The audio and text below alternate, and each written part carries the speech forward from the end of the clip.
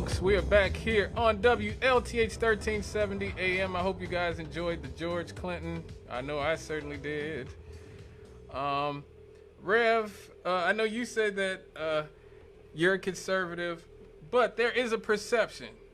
There's a perception in this country that black people cannot vote Republican.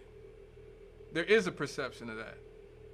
And it's very much a part of the sort of culture in black America, to the point where I think even at its most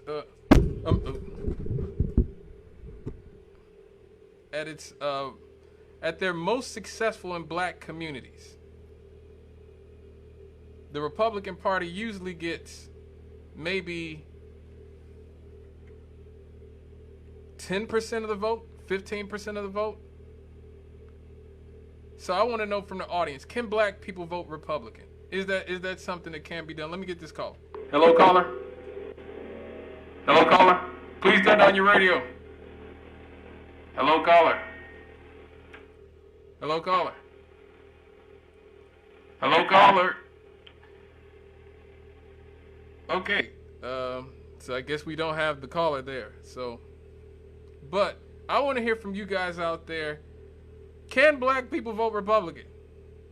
I really want to know that, because the reason I'm asking this question is because here in the state of Indiana, we're seeing some changes happening.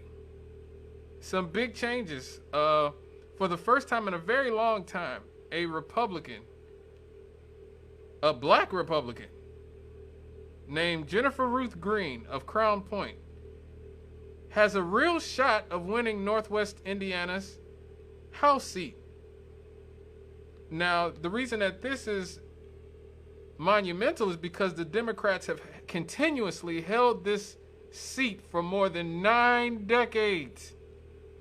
9 decades. I just looked it up. The last Republican who was elected in Indiana's 1st congressional district was Harry E. Rowbottom, and he served from 1925 to 1931. Since then, since John Birney, it's in 1931, it's been nothing but Democrats. We see this is Adam Benjamin's seat. He held it from 77 to 82. We see Katie Hall here, the very famous Katie Hall. And of course, somebody I've always had respect for, a lot of respect for, Peter Visclosky, because of his pro-labor and anti-war stances. He a lot of times even went against people like Bill Clinton and Barack Obama in instances. And now Frank J. Mervan, not Big Frank, but Little Frank. Little Frank holds the seat. He basically was inaugurated last year as a part of the 117th Congress. But now he's fighting for his life against this woman, Jennifer-Ruth Green, who has raised a jaw-dropping amount of money. $561,000 for her campaign during the April 1st through June 30th reporting period. More than any Republican who has ever run in Indiana's 1st congressional district. In fact, she even outraised Frank J. Mervan of Highland, whose 2nd quarter campaign fundraising totaled $355,000, which is nothing to sneeze at. I wish I had $355,000, okay?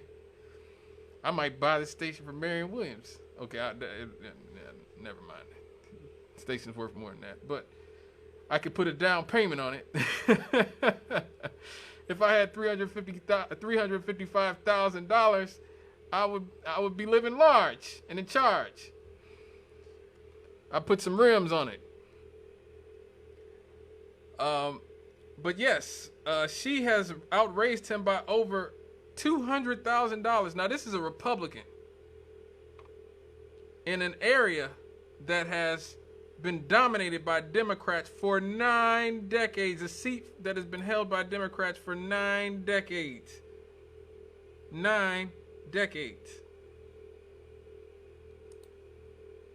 And now, don't get me wrong, Frank Mervan still leads Jennifer-Ruth Green for cash on hand, heading into the most competitive months of the campaign and the general election in November. The records show that he has $630,000 to spend, while she has about $450,000 to spend. Her campaign is also $43,000 in debt, including $10,000 owed to the candidate and the remainder, mostly the vendors who helped her prevail over 6 other Republicans in the May primaries. But this projection, this windfall has Miss Ruth Green riding high on her quarterly fundraising haul, suggesting it bodes well for her prospects in the general election. Now, hold on, callers. I'm going to get to you guys. Now, this is why I really started paying attention to this situation.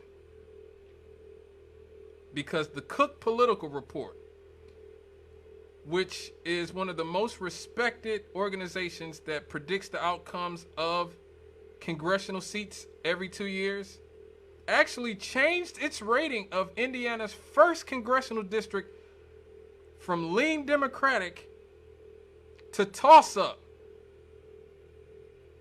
Like that is not something, again, I thought I would see in my lifetime. But the thing about Trump is that Trump has caused such a realignment in American politics that we can't take anything for granted anymore. Now, again, I'm a leftist, so I'm not going to vote for Miss Ruth Green. I've actually met her. She's a very nice woman, very intelligent woman. She was in here on, I believe, Nuestra Comunidad when I was here with Juan and Eve, and she seemed like a very nice woman. I got no beef with the woman from a personal perspective, but she is a Trumper. And she is an arch conservative. She has some neoliberal tendencies about Ukraine and other imperialist issues I have an issue with. But so, look, as a leftist, she ain't for me. And God bless her and the people who will vote for her, but that ain't me. Okay, I'm not a huge fan of capitalism. I'm not a huge fan of corporations or the war industrial complex. She was in the Air Force. I'm not a fan of the prison complex or any other things that most Republicans tend to be for. I think there may be some overlap with guns, because I do believe that we, especially in the black community, do need to be armed and protect ourselves, because obviously the police ain't going to do it.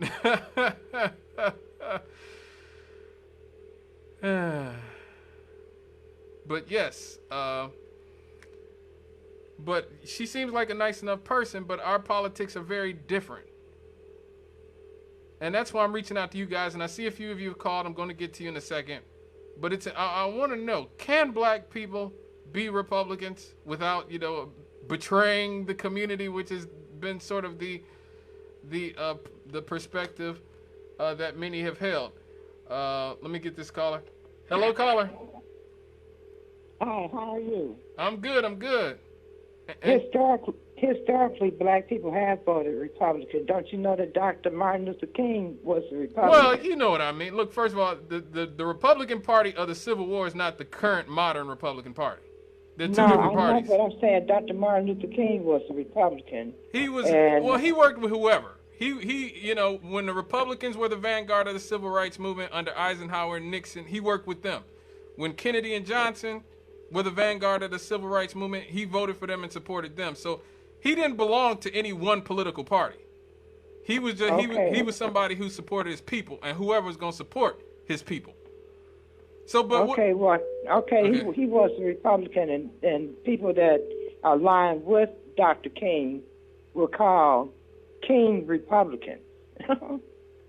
And one person that I was impressed with from Indiana was Senator Richard Lugar. Mm-hmm.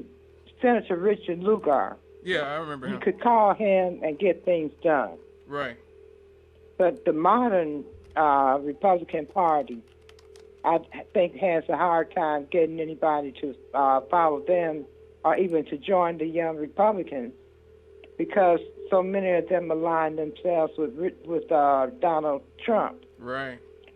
And he just seems to have his own political agenda. Right. Rather than the agenda set for the party. Mm-hmm. So this modern-day Republican Party is way different. Right. Right. Yeah, I agree. Thank you for your call. I got this other call on the line right quick. Hello, caller. Hello. I do think people can vote Republican and we can vote Republican. Don't think we should. Right. I think your assessment of that candidate is perfect. She really wasn't bringing very much to the table other than being, I think she was a veteran. Yeah, she's in the Air Force. But not much else.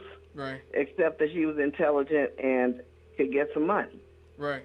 In this case, I think it's not going to be the money, because people can blanket the airways and everything else with media presence, but it's going to be the vote. Unfortunately, there are a lot of people who have traditionally voted Democratic and who are, say, not African American, and I think they're going to switch over.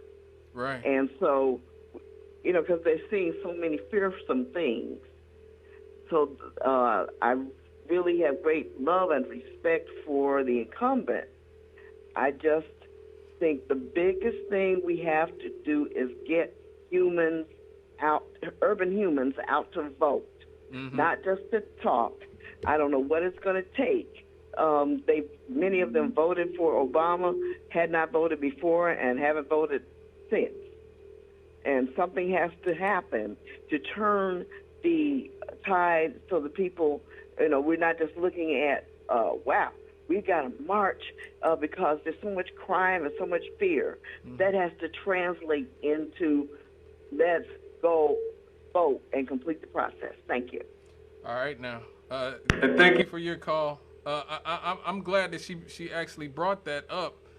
Much of the Republican Party has sort of had a schism with Donald Trump, and it's been a blessing and a curse, because it's been a blessing in the sense that could help Jennifer-Ruth Green, in that it's seeming that it has expedited the exodus of a lot of Hispanics and even some black people from the Democratic Party. Now, why do I say this? I say this because Donald Trump actually got a higher percentage of the black vote and Hispanic vote and Asian vote and Native American vote, and even the higher percentage of the white woman vote than any Republican has in 60 years, okay? The majority of white women voted for Donald Trump. This is one of the reasons that I have an issue with the media, okay? The liberal media, I call them that. A lot of people get mad at me for saying that. But as a leftist, those people don't represent me. I know people call liberals the left, but I don't view liberals as the left. I view them as liberals. They protect Wall Street. They protect the corporations. They protect imperialism. Just look at how they've been stoking this war in Ukraine. Not a single Democrat voted against expanding this war in Ukraine and sending more money and weapons to a right-wing state that has lots of Nazis and right-wing figures like the Azov Battalion, literal Nazis fighting with them. Okay, now that's something I could expect from Republicans. Remember, John McCain went out there with the Azov battalions, and they were doing Nazi salutes while he was sitting there behind them. Okay, sitting there in front of them. I'm sorry. But now, once you start seeing Democrats supporting these people and trying to ignore the fact that they're Nazis, at least not all of them, but a lot of there's a big Nazi element that was written about in the New York Times and Time magazine, everywhere, was calling the Azov battalion a Nazi battalion until this conflict started and then they whitewashed it so that they could excuse giving billions of dollars in aid to them while children in America starve. While the people in Flint, Michigan don't have drinking water still after all these years. While, hell, every day I drive through the streets of Gary, Indiana, and there's potholes everywhere, and there's all kinds of things that need to be fixed here. I drive past my old school, Emerson School for the Visual and Performing Arts, and it looks like a bomb hit it. We have things here. Imagine if they gave $60 billion to 20 different cities. They just split, $3 billion between 20 cities here in America and said, we're going to give some of the most at-risk cities in America $3 billion apiece. They could have done that and revitalized Chicago, Gary, Flint, Detroit, Newark, New Jersey, Jackson, Mississippi. There could have been all kinds of things done with that money. Now, in terms of homelessness, it would only take $20 billion. $20 billion to permanently end homelessness in America. In Finland, they've done it. And in some places in this country, I believe in, I want to say Mississippi or Alabama, they have a housing first policy in some cities there. Housing first policies, that would cost $20 billion to permanently end homelessness in this country. And instead, they sent that $60 billion over to Ukraine. So that's what, when I was growing up, liberals used to be the left. They used to be saying, let's not give money to the military-industrial complex. Let's give money to the homeless, to the poor. Let's build schools, roads. Let's give people health care, jobs. And the Republicans were saying, we need a strong defense, and we need to, we need to, fight the Ruskies or something. Now it's sort of the opposite. And we've seen Donald Trump, again, like I said, he did better with every single demographic in 2020 than he did in 2016, with the exception of white men. Is a new political realignment happening, and are black people a part of it? And is somebody like Jennifer-Ruth Green a part of that political realignment? Let me get this call. You guys have been very good being on the line.